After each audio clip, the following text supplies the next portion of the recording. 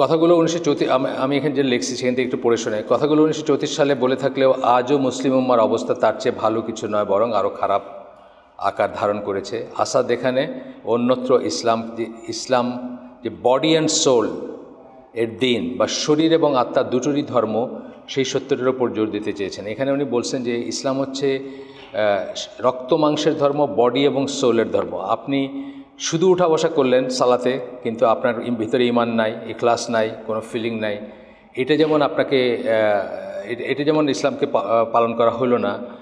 একইভাবে আপনি শুধু মনে মনে বললেন যে আমার মনে খুব ঈমান আছে, আমার খুব ইখলাস আছে, বা আমার মনের ভিতরে আমি আল্লাহকে বিশ্বাস করি, আখিরাতে বিশ্বাস করি, কিন্তু কার্যত আপনি উঠা বসাগুলো করলেন না বা শারীরিক ব্যাপারগুলো করলেন না, তাহলেও আপনার ইসলাম গ্রহণযোগ্য না। এই কথাটা উনি বলতে চাইছেন যে বডি অ্যান্ড সোল বলতে আর কি। একদিকে ইসলাম বলতে কেউ যেন কেবল যান্ত্রিক কিছু রিচুয়ালস বা নিয়ম কানুন মেনে চলা বা নির্দিষ্ট নিয়মে ওঠা বসা না বোঝে, যেটা আমি বললাম যে শুধু পাঁচ ওয়াক্ত সালাত, হজে গেলেন শুধু ওই দৌড়াদৌড়ি করলেন বা করলেন কি বলে সাই করলেন এবং তফ করলেন, কিন্তু আপনার ভিতরে কোনো বিশ্বাস নাই, জাস্ট কতগুলো রিচুয়ালস, তা না। সেটা যেমন গুরুত্বপূর্ণ, তেমনি কেবল মনে মনে ঈশ্বরের প্রতি গভীর শ্রদ্ধা বা ভালোবাসার দাবি করাকেও কেউ যেন যথেষ্ট মনে না করেন, যেটা খ্রিশ্চানরা করে বা অন্য অনেক ধর্ম আছে যারা বলে যে আমাদের ভিতরেই তো, আমরা তো ডিপ ইনসাইড আমরা আল্লাহ বিশ্বাস করি।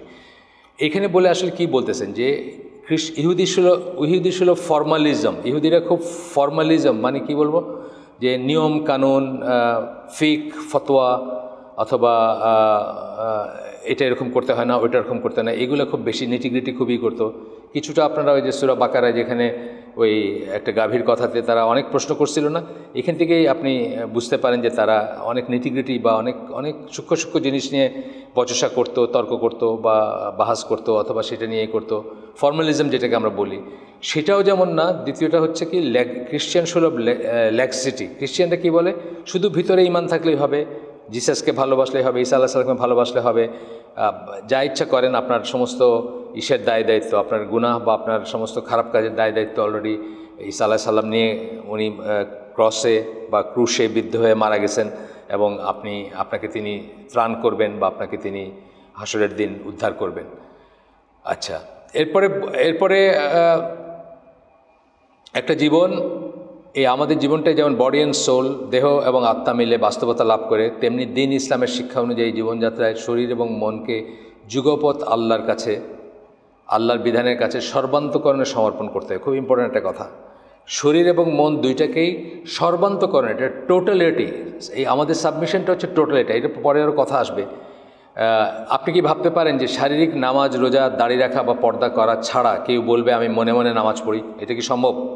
মনে মনে নামাজ পড়ি আমি, আছে কিন্তু মুসলমানদের ভিতরে এরকম আছে। আমি নাম বললাম না, বড় মাপের মুসলমান, এই জন্য নাম বললাম না, যে আপনারা নিজেরাই হয়তো বিভ্রান্ত হয়ে যাবেন যে কী ব্যাপার, এরকম হইতে পারে নাকি। অনেক বড় একজন আছেন ইসলামিক স্কলার, যিনি আপনার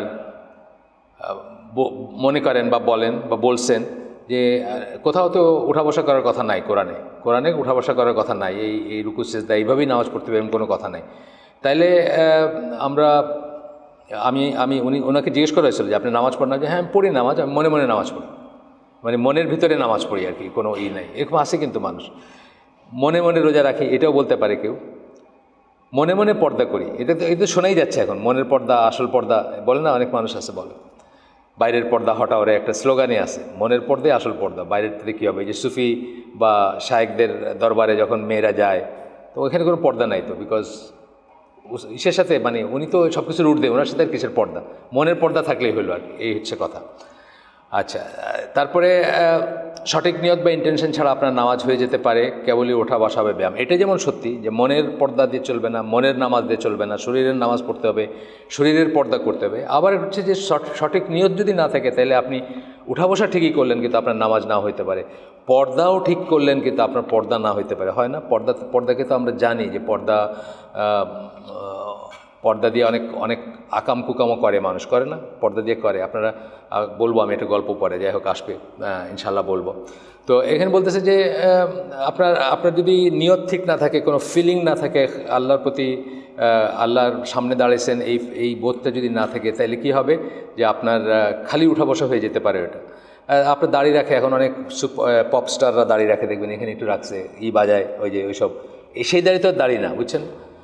এইভাবে প্রত্যেকটা জিনিসের কথাই বলছেন। বোরখা আপনার লোকচক্ষুর অন্তরালে ঢাকার এই যে ফার্ম গেটে, এটা পেপারে আসছে, ফার্ম গেটের প্রস্টিটিউট যারা, তারা সব বোরখা এবং নেকাব পরে, যাতে তাকে না ধরা হয়, না দেখা হয়, বা ক্যামোফ্লেজ একটা। তাইলে ওই ভিতরে ইমান ছাড়া বা ভিতরে কেন পর্দা করতেছে, পর্দা করার ইন্টেনশনটা কি, সেটা ছাড়া সেটা কোনো মিনিং নেই, তাই না? এই যে এটা যে একটা উদাহরণ বললাম, কক্সবাজারের সমুদ্র সৈকতে আমার এক বন্ধু গেছিলেন একবার, উনি ওনার ফ্যামিলি নিয়ে গেছেন। আয়সা আমাকে বললেন, নিমার্কেটে ওনার বইয়ের দোকান আছে, ইসলামের বই বিক্রি করেন। তা আয়সা বললেন, এরম ভাই সন্ধ্যা হইতেছে, তা আমি দেখলাম অনেক দূরে বোরখা আলী মহিলাদের দেখা যাচ্ছে। তখন একটা পিচ্ছি ছেলেরা বললাম যে ওই যে ওইখানে আছে, ওরা এটা কি সেফ নাকি? এটা তো আনসেফ, ওরা চলে আসে না কেন? বলে স্যার আপনি তো বুঝলেন না, ওই চলে আসবে না বলে ওইখানে গেছে। তারপরে উনি শুনলেন যে ব্যাপারটা কি, যে একজনের বউ নিয়ে আরেকজন গেছে বাড়িতে। এখন সে তো বোরখা না পরে তার উপায় নেই, নেকাব না করে তার উপায় নেই। একজনের বউ নিয়ে আরেকজন গেছে ওইখানে 3 দিন 4 দিন 5 দিন থাকতে, বা যাই হোক, তো তাকে হিজাব বা নেকাব করতে হবে। তো এইটা তো হিজাব নেকাব হবে না। এই কথাগুলোর সামারি হচ্ছে এটা, যে শরীর এবং আমরা যেরকম একটা জীবন, আমাদের সত্তাটা কী দিয়া, শরীর এবং রুহ বা আত্মা দুইটা মিলায়, তাই না? আপনি যদি আমি মরে গেলে আমাকে আর কেউ মোহাম্মদ এনামুল হক ডাকবে না, কি ডাকবে? লাশ ডাকবে। বলে না যে লাশটা কোথায় রাখছেন, এনামুল হক কোথায় আছে এটা জিজ্ঞেস করবে না, বলবে লাশটা কোথায় আছে। তার মানে আমার প্রাণটা বাইরে হয়ে গেলে আমি আর এনামুল হক থাকি না, বুঝছেন তো? আবার মানে শুধু এটা বলো, শুধু শরীরটা যেমন কোনো মিনিং নেই, শুধু প্রাণটারও কোনো মিনিং নেই, বুঝছেন না? শুধু প্রাণ আছে শরীর নাই, এটা যেমন কোনো মিনিং নেই, শুধু শরীর আছে প্রাণ নেই, এটারও মিনিং নেই। দুইটা মিলেই আমার লাইফ, কিন্তু দুইটা মিলেই আমি, সেটা বলতেছি।